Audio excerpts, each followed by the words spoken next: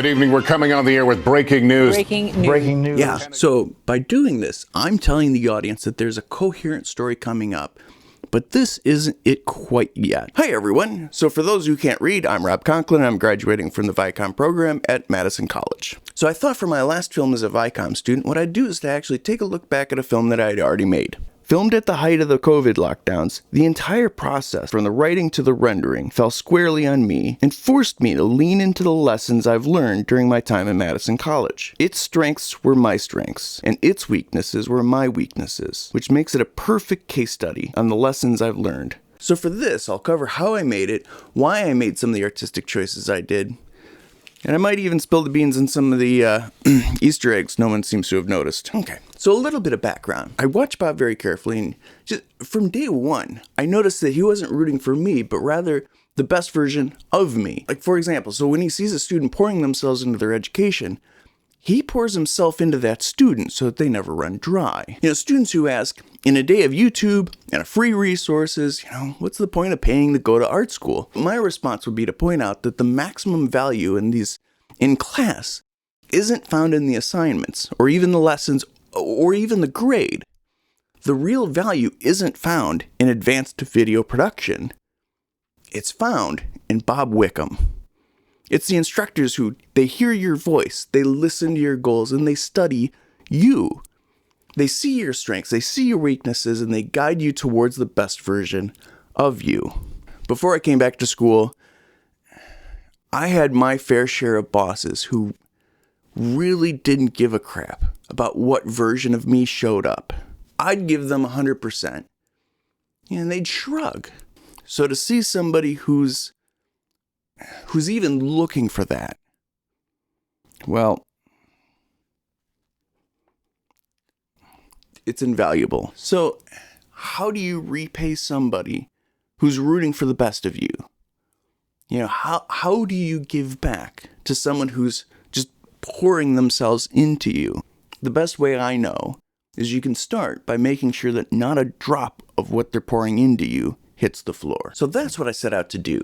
When he told us the assignment was to create a narrative film from scratch in 2 weeks, I wanted to make a film that was so good that he'd be encouraged and just, beaming with pride. So the problem is, I may have been Bob's student for a semester, but by then, I'd already been a student of photography for over 20 years. So in photography, and specifically the photojournalistic style that I had been honing, you often start with a composition in mind, or at least something distinct in mind. And a lot of the engineering is just done trying to fine-tune that and to get the look you want. In fact, you can get these artistic flows where everything makes sense, and you can cram a whole lot of productivity in just a short amount of time.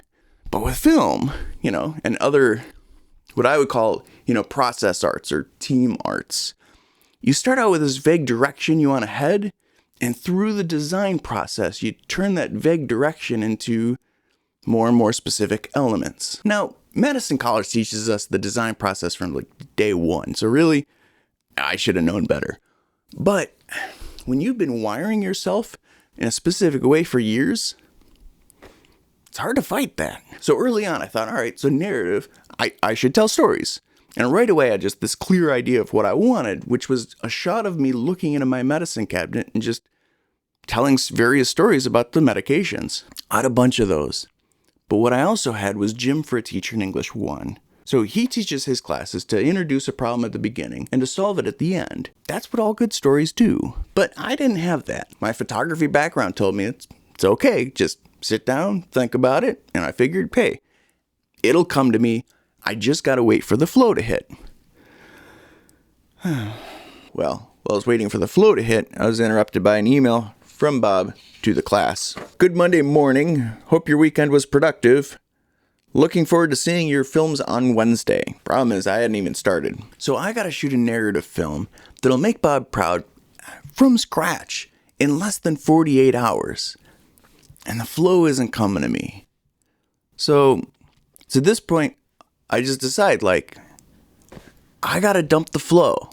And I gotta give the design process a try. So I thought of design fundamentals with Joe and how he emphasized message and meaning above all else. One of the things Joe taught was to ask, like, what do I want to say with my art?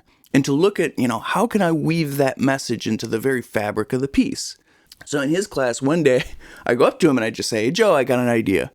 I just been thinking about school and how big of a struggle it is for me and how just like every time I go back, it just feels like a swift kick in the balls. And he's just like, fair. And so telling him, I was thinking for my assignment, I could get a picture of you kicking me in the balls. At first, he's just like, I don't know about that. But I was telling him, like, listen, this is an artistic statement that I want to make.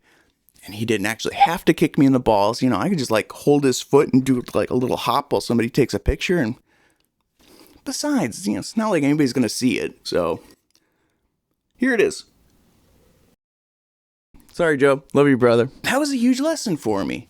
So when I was looking at the narrative assignment, I was asking myself, like, why did I think of the medicine cabinet? Why that message? And like, what was the meaning that resonated with me? And maybe I could build something better. So after an evening of soul searching, I realized what really bothered me. Most people know that 22 veterans commit suicide every day. For some perspective, that's a full classroom that shows up for class and no one comes out alive. And we get a fresh class every day.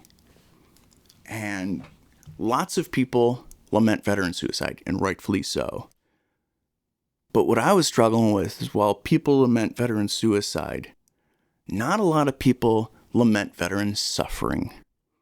The suffering, the loss of a mission, the suffering, the loss of a team of friends who knew what you would do before you did, and suffering the loss of the kind of leaders who would lovingly rip you a new one because they weren't rooting for you, they were rooting for the best version of you.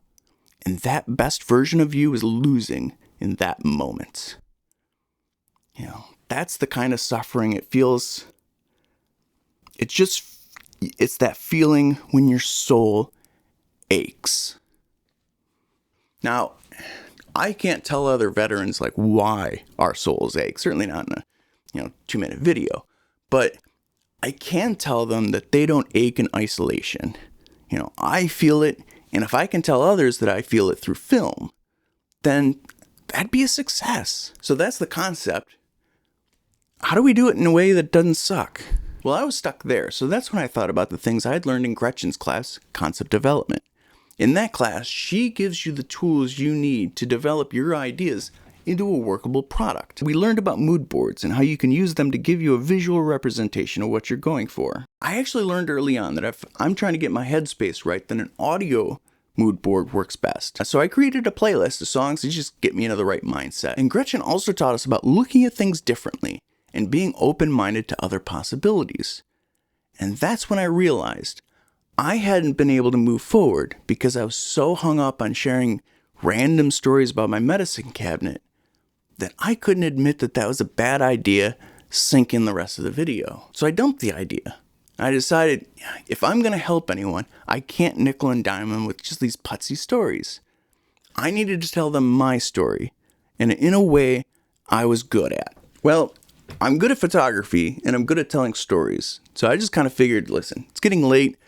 I'll get a good night's sleep, wake up Tuesday morning, write a script, and hit it hard. So Tuesday morning rolled around, and I ripped out a script pretty quick, actually, because, a lot easier to write a story once you've lived it. I knew I wanted to tell my story about getting TBIs in the service and give the audience a glimpse of what life is like for me, but also how I process it. So I decided that I'd look for something, find it, only now that I found it, I'd forgotten why I was looking for it in the first place, which I actually do that way too often. Now, if I let the audience know why I was looking for something, like, hey, I'm looking for a spoon so I can make mac and cheese, but then I forget why I was looking, they would remember because I just told them, and then all of a sudden they'd feel like voyeurs. And I wanted them to experience life as I see it, which meant not telling them why I was looking for the stuff in the first place, because you can't remember what you're not told. So that shares what life is like from my vantage point, but like, how do I communicate how I process it? And that's when I came up with like, all right, so I need to tell people what I do to keep my mind above water, which is pretty much act like my thoughts are directed at someone else. That's when I figured the best way to demonstrate this would be to break the fourth wall and talk to the camera as if the camera were the other persona in my head. To really drive this effect home, I just planned on creating a second me on screen to talk to the camera, as the first me represents me just going about my life looking for stuff. And I figured,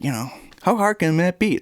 It's simple masking. All right, so for those of you playing along at home, here's the plot. Start looking for something, struggle to find it, and start to lose hope, but realize I gotta start paying attention to my thinking. Then I introduce a second inner monologue, I tell my story, I find that thing, and then I forget why I was looking for it. So the only problem at this point is that there's way too many questions at the beginning.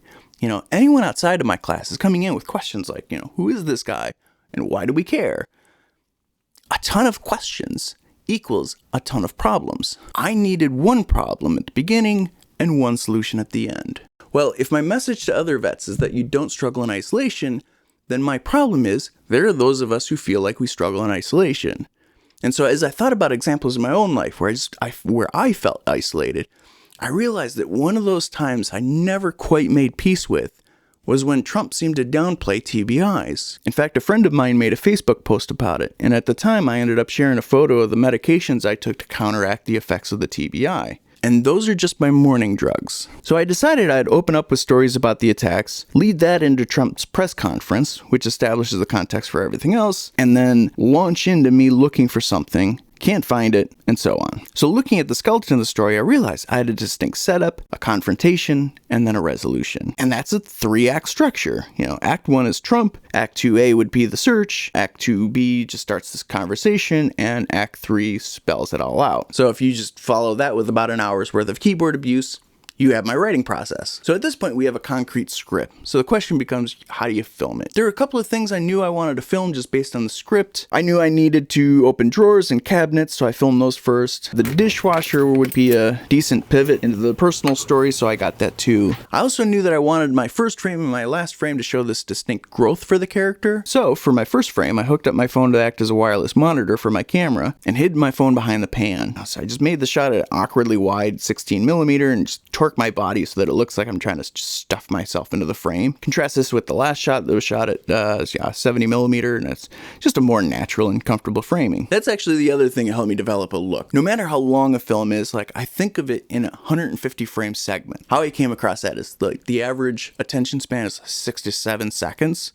and at 24 frames a second, that's about 150 frames. So I try to build a story into that short segment.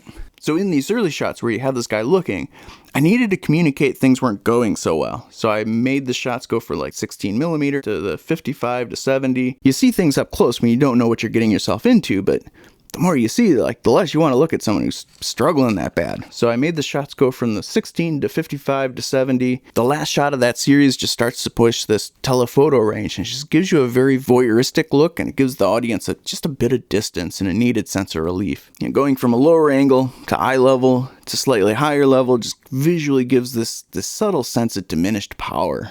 At this point, there's a second pivot. And so I echoed this first pivot with a shot from the inside of the cabinet, which kind of gives this benefit of a second reveal. And in fact, I wanted this to communicate the feeling of being weary and just beaten down from this all too familiar struggle. And as if wrestling with this problem isn't bad enough, opening this one cabinet, it's really a gut punch. Why? What's in there? So normally when you reveal something, you give an establishing shot followed by the details, and that keeps the viewer from being overwhelmed, right? They know what they're seeing, and they can place the context of everything. But if you're giving POV shots they're designed to make the audience feel as overwhelmed as the character, then just reverse the order, which is what I did. I knew I couldn't rely on photography alone, so I pulled other elements in to round out the story. I wrote out the frequencies and the medication, just furthering that struggle to keep track of things. In my opening shot, I wanted to push this notion of a guy who just gets distracted halfway through stuff, so I have him pulling a clean pan out of a half-empty dishwasher. Even the objects he's looking for, a pan and a zester, they have no clear connection, no immediately clear connection, suggesting kind of confusion and even the potential for dementia. That wrapped up the first half of the second act.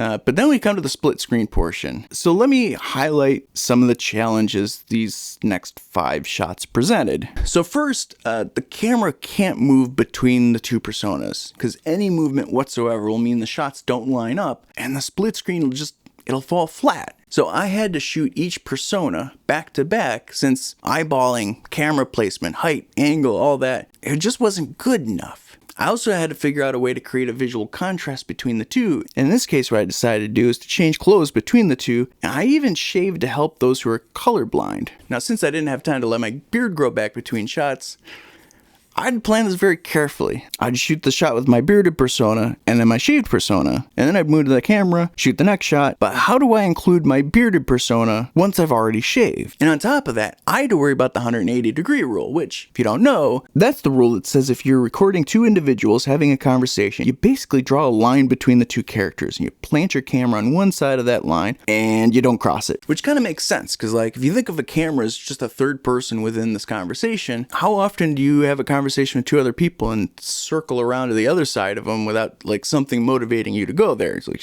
it doesn't happen. Otherwise, it'll give your audience a jolt, and if it's done really poorly, that jolt could become a wedge between you and your audience, and they'll lose interest. And that's bad. So to solve this, I thought of Doug's project management course, and he teaches in his course how to make sure your ducks are not only in a row, but in order. And sometimes order is really important. So for example, one place we're all familiar with, you poop, you wipe, and you wash your hands.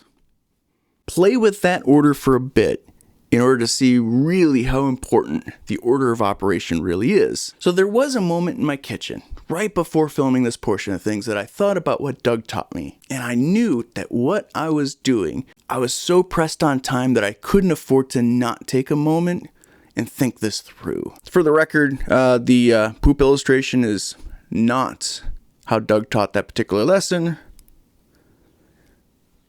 Yeah.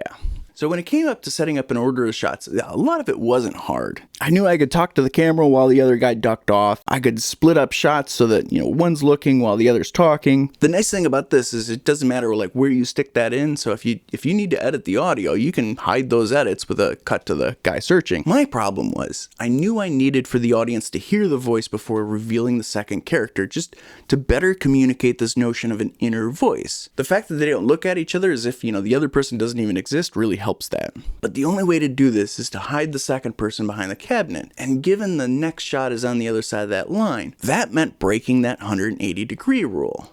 But that's when it dawned on me. Going from one person who never speaks to having 2 people on screen is gonna be kind of weird for the audience.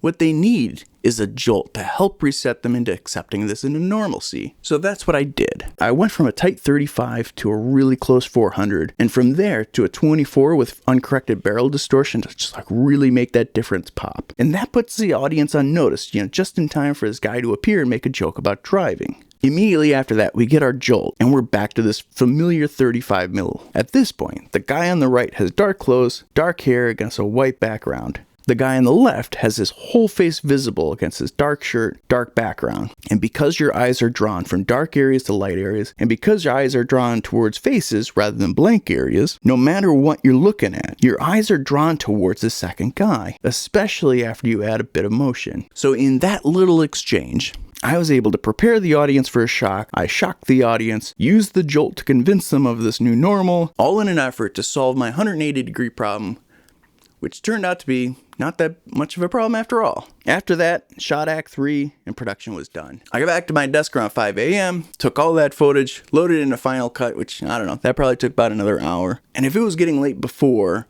it's really getting late now. Class started at 8:30 in the morning, and I hadn't even loaded my project settings. I had no idea how the masking would go, how quick the edit would go, or whether my internet would even be fast enough to upload it in time. And worst of all, I had to figure out this. Alright, so fun and games are over. The problem with Trump is that he's a deeply polarizing figure. Now, that is not a political statement at all. I think we can all agree that if someone's going to add Trump to their film, they'd better be careful or the audience is going to spend the next 10 minutes thinking about Trump, which is disastrous when your film is only 6 minutes long. So, In order to navigate the problem, I thought of a lesson I learned from Barry's Video 1 class. The assignment there was to create a minute-long music video, but that was the semester that COVID hit. Filmmaking's, it's a team art, and suddenly I found myself alone, isolated, and without ideas. But Barry, through his teaching and his examples, just reminded me that I'm someone who processes pain with art. So what I ended up doing was cutting down Bach's cello suite and telling a story of a bored photographer who loses himself in isolation, ultimately finding himself by rekindling his creative muscles and realizes no one's taken away his ability to create. Because that project forced me to tell an arc of a story within a minute, I learned the power of pacing within a story. So when I edited that news section, I started out with Lester giving this warning while somebody else repeats it. Good evening. We're coming on the air with breaking news. Breaking news. Yeah. So by doing this, I'm telling the audience that there's a coherent story coming up, but this isn't it quite yet. That can be a powerful tool in the toolbox. Hope I don't overuse it. So just before we get to Trump himself, I buffered the audience's reaction by just throwing that little Twitter reference in there. That adds that sense of reality to the situation since, Trump and Twitter. But because it's kind of funny, when people are chuckling, they're disarmed, and they're more likely to just not be threatened by what I'm about to present them. It's all pacing, keeping some things apart while lining up other things next to each other. Again, just one of those things Barry's class taught me. Now that section brought just one other problem. The original news section by itself was 3 minutes long. I had forgotten that this was supposed to be a 2-minute video, and it has a 3-minute intro. I'm skimming the timeline and I realized there's no amount of J cuts or L cuts that'll just hack the amount of time that I needed to hack out. I had the story of the US military killing Iranian General Soleimani, the media's reaction, the public's reaction, the Iranian strike, and Trump's news conference. At that point, I'm glad I took Carla's instructional media class. That was the class that I really learned to force my frames to earn the right to be included. That was the class where I made a little less miserable as something. In fact, that was the one that teach veterans a rule of thirds. So for that class, Carla really pushed us to dig deep and just get everything we can out of the prep work. So I did a ton of research in just like how depression affects the brain's ability to learn, and because of that research, I learned I needed to keep things moving, which is very important when dealing with a depressed brain. So I'd be asking myself, why spend 30 frames on me getting out of bed and walking around when the audience gets the idea after the first 20 frames or so, and we could just move on, that sort of thing. Because of that, when I was working on headaches, I realized I didn't have to include why we were being bombed in any of that backstory. And instead of being 3 minutes, that cut it down to 47 seconds. And that took care of the intro. So now, all I had left was the masking. So for headaches, I just happen to know that if your camera is locked down with a fixed lens and autofocus off, then your shots should line up perfect. And it's just a matter of stacking images and erasing or masking. You've turned one guy into two. But then I saw this. And that's just not gonna do. On the bright side, I took Jeff's drawing class, and he taught us how you can use value, and specifically shadow, to create just a sense of depth in a two-dimensional image. I mean, look at that. Rob Conklin, was drawing stick figures when I first read his syllabus, and he taught me to draw like that. Now, I could draw, advanced stick figures. Not quite sure what that is. I guess I could also editorialize in 3D. Anyway, Jeff taught me that, and so I just used the difference to look like a shadow. So that was cool and all, but the problem is that was a bit labor intensive. And so by the time I'd figured out how to get close with one cut, I still had 4 others to do. And by then it was 7:30. Class was at 8:30. So even if I'd finished all of them and was ready to render, I didn't even have enough time to upload it before class. Deadlines can really sneak up on you, and this was one of those times. So I bit the bullet and decided that last hour I had before class would probably be better spent catching a little sleep rather than working on something I couldn't finish in time. So I didn't turn it in, and it was late. In class, like an idiot, I promised I'd have something submitted by the end of the day, but I didn't even know if that was possible. That was the day to make Bob proud. But instead, he sounded disappointed. And I had no idea what I was going to do. Class ended around 10, and I drove to my job And I put a couple hours in there. I was thinking about it the whole way. So when I got back home, I went right back at it. I found out that every shot required a different method of masking. Some were a straight cut and just smooth out with the color matching, while others, man, they couldn't take that hard line. That's when I appreciated Carol's Intro to Computer Graphics class. We learned a lot of the same tools as what I used for headaches. It's easy to get sucked into learning just like one tool and that's it. But what do you do when that one tool isn't the right tool for the job?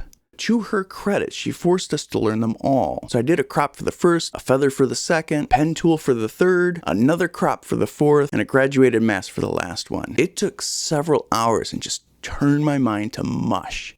But by the time I was done with that portion, I started to think, maybe I could keep my promise. All I had to do was clean it up and submit it. So I rendered it and I watched it and I hated it.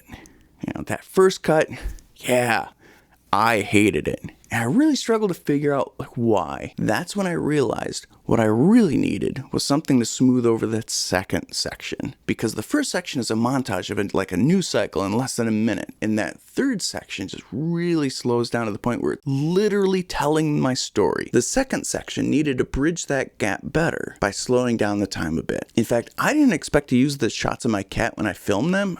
I just figure he's old and I'm not sure how many times I'm going to get a great shot of him just sitting there. So I stopped production for a bit and I recorded him sitting on the bench, and sure enough, those shots were great as like reaction shots. His indifferent eye roll and his just settling in for a nap really added to the section by just taking away a bit of the sense of time and further cementing the normalcy of this tortured struggle we're witnessing. So I rendered it and told my wife, hey, it's 11 p.m.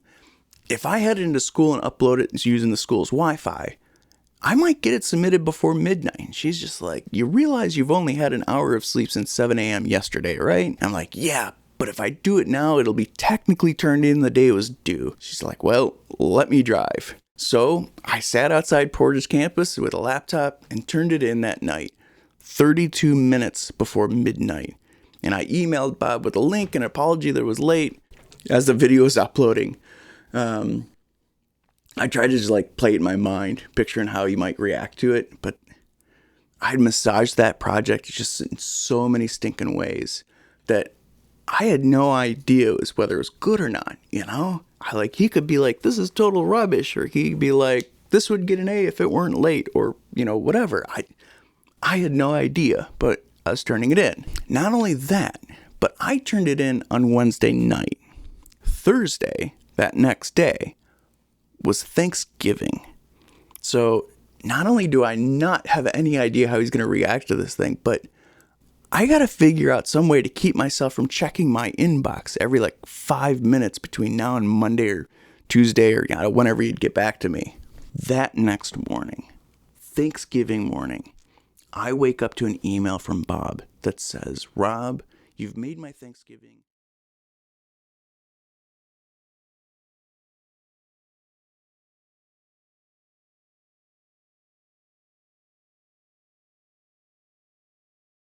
Then a week later, I get another email from him that says, have you considered submitting it to film festivals? So then I'm asking him, wait, are you serious? I'm all right. So I need to clean off some of that masking, but what else? And so he gives me a couple of notes, which includes credits. And so I'm just like, what in the world am I going to do with credits? Written by Rob, directed by Rob, edited by Rob. This is going to turn into Godzilla Meets Bambi really quickly. So I decided to go back to the drawing boards and to just really figure out how can I turn these basic credits into something that's more reflective of the film's message. And so naturally, I thought of Emilie's typography class. Now, when I started her class, I was a bit skeptical. An entire class on typefaces, right? But there were a bunch of projects that we did that were just type. And through those projects, she taught me the power of combining the right copy with the right font. So I had to think, and I ended up coming up with a couple of things. First, I picked Avenir Next for the font because it's personal, it's informal, yet it's very readable. And given the audience, readability was important. It's also made by a French designer, which means I'm probably mispronouncing it. Second, I wanted the message of the film to just be painfully obvious. Yeah, not everyone liked that move. One of the guys giving feedback didn't like how preachy it felt. Complaining that the film makes you feel like it's hitting you over the head. Which, I don't know, given the fact that the film is about TBIs, I'll put that one in the win column. So the first font I use is Helvetica. I thought it was fitting because when I wrote the script for Headaches, I based it loosely on the Save the Cat plot diagram. Part of me that recognizes that, alright, so Save the Cat is kind of overused, almost to the point of being cliche, right? It's hated by many in the industry, but we still use it because it's a moneymaker. Kind of like Helvetica. I don't know. No one noticed that, so it'll just be our inside little joke. The strange thing is, as much as I like the credits, and I wouldn't change a word, they still have this sense of emptiness to me. Like, I've left off a number of people who should have been listed. Now, in a purely official sense, a film by Rob Conklin is accurate, but it's just not correct. When I consider where this project took me, and what it demanded of me, I have to conclude.